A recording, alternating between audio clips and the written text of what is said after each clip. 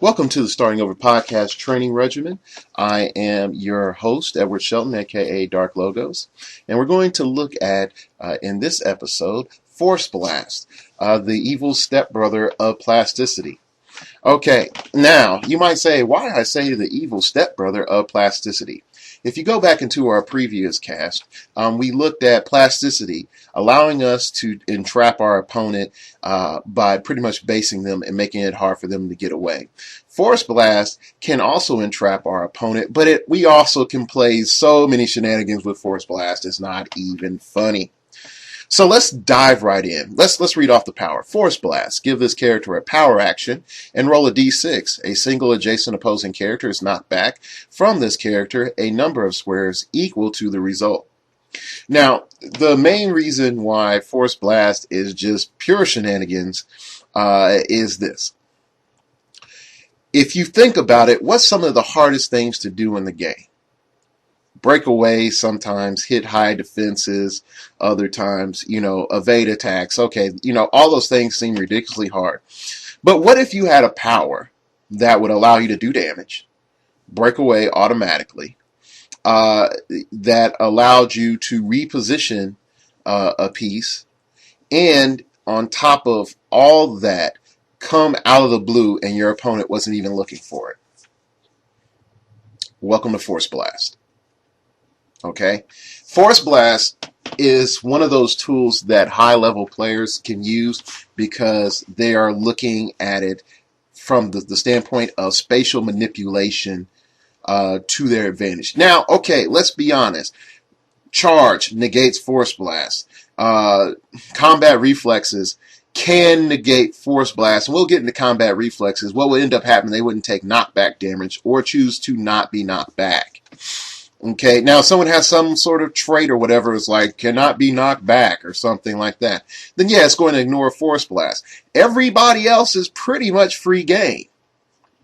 Oh, they have energy shield deflection and high defense. Oh, I happen to have barrier and Force Blast. Let me put up a barrier right by them. Roll Force Blast. Oh, I just knocked you into a wall. Take a click of damage. And people are like, oh, yeah, that would be right. I got knocked into a wall. Oh, I wasn't expecting that. Oh, man, there's this poison piece right by me. Good thing I got Force Blast. Oh, I knocked you back with Force Blast.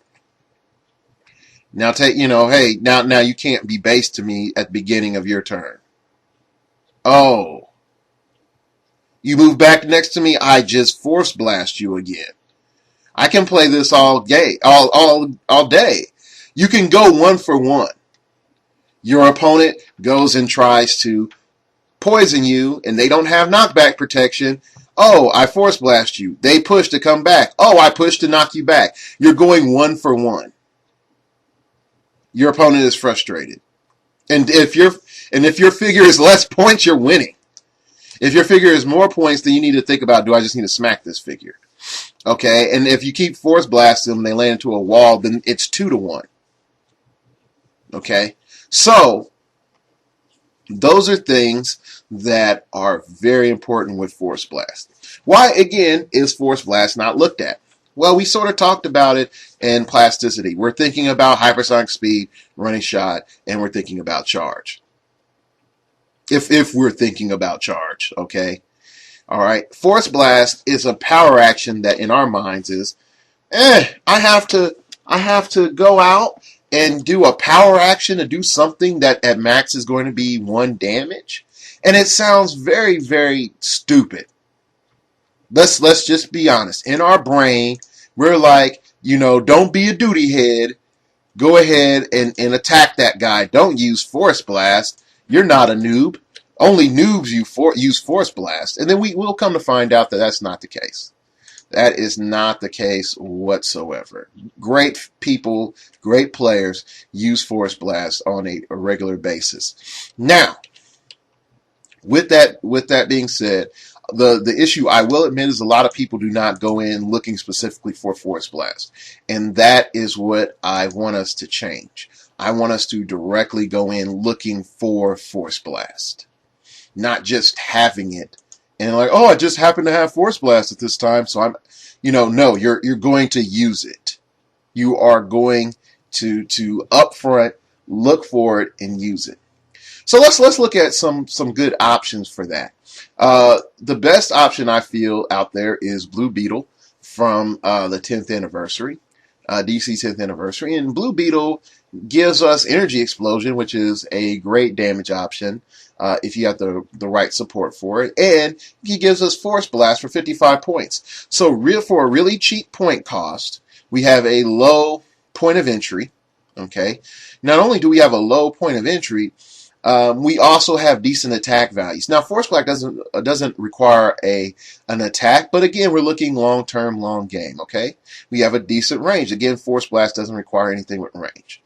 Okay, another nice inexpensive option is Gotham City Police Department Officer Option A from The Dark Knight Rises. You have the nice Force Blast at the beginning and invulnerability. So you can get TK'd up and use Force Blast for, during that turn. And it's a great option for you to consider. So I want that to be in the forefront of your mind, that Force Blast manipulates my opponent. Okay. Now let's start looking at field manipulation. Let's say that you're up on a roof. You're not on the edge. Your opponent sends a figure to fly up there and smacks you, and you're right there, and you still have your Force Blast. Okay. You're looking at it. Your opponent is right on the edge of the roof. What can you do?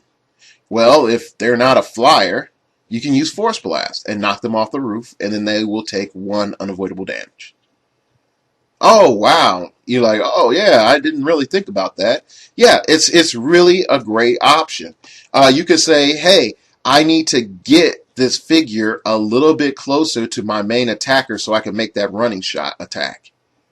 Oh, here, let me just use Force Blast, as my Force Blast character is here. It would be better for me to use Force Blast instead of hoping that I get knockback. See, there, you see where the difference is? Where you say, I need to do X. I'm already in Y position, and Z needs to do the follow-up. So let me go and bring up A option. And if you're not alphabetically confused by that, trust me, I did not do my job well enough. Okay.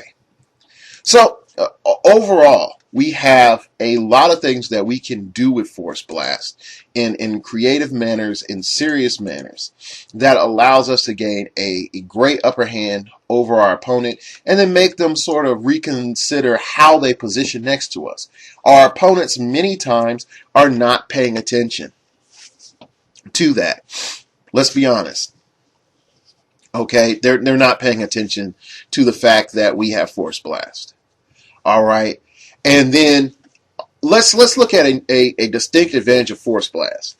If you're able to knock back a figure with Mystics or Arachnos or anything like that into a wall using Force Blast, that's not an attack. You have not taken Mystic damage. If there's any effect that your opponent has that says once damage is dealt from an attack, Force Blast gets right past that. Same like poison. If you are able to deal damage through your Force Blast, then you're able to get past that. So I want you to think about that as you go forward and test your teams out. Now, I want you to this time just make a team with 1 Force Blaster on it. Okay? And then start seeing how you can use that in your team, and start designing like scenarios. Force Blast, I mean, I need to combine it with Barrier. Force Blast, you know what? Since they're going to be, I'm going to be Force Blasting them away from me. Maybe I need to have range with my figure so that another turn I can shoot the target that I knocked away. Or hey, Force Blast, it would be a really, really cool idea so that I can maximize my mobility for me to have combat reflexes. So if they do anything to knock me back, then I'm fine. Or, you know what, my Force Blaster, in game one was just sort of sitting there. Maybe it's a good idea if they have leadership or probability control or, or perplex, so that they're doing something actively on my team every turn. And I have my power action as Force Blast if I need it, or if I want to use it. But in those turns where I don't want to push, I'm going to have perplex or probability control or whatever. So start thinking of situations like that. Start searching to see, what options you do have. I'm not aware of all the option combinations with Force Blast and other powers. So go out there and look, experiment and think like, Force Blast would be great with Range Combat Expert. Whatever. There are no wrong answers at this stage. The main goal that we have at this stage with using Force Blast is becoming aware, becoming situationally aware, and making sure that we use that to our full advantage, knowing that most likely our opponent will not be situationally aware. Okay. If you have any questions, comments, concerns, email me at thestartingoverpodcast@gmail.com. That's startingoverpodcast@gmail.com. If you wish to opine, and I will see you in the next episode.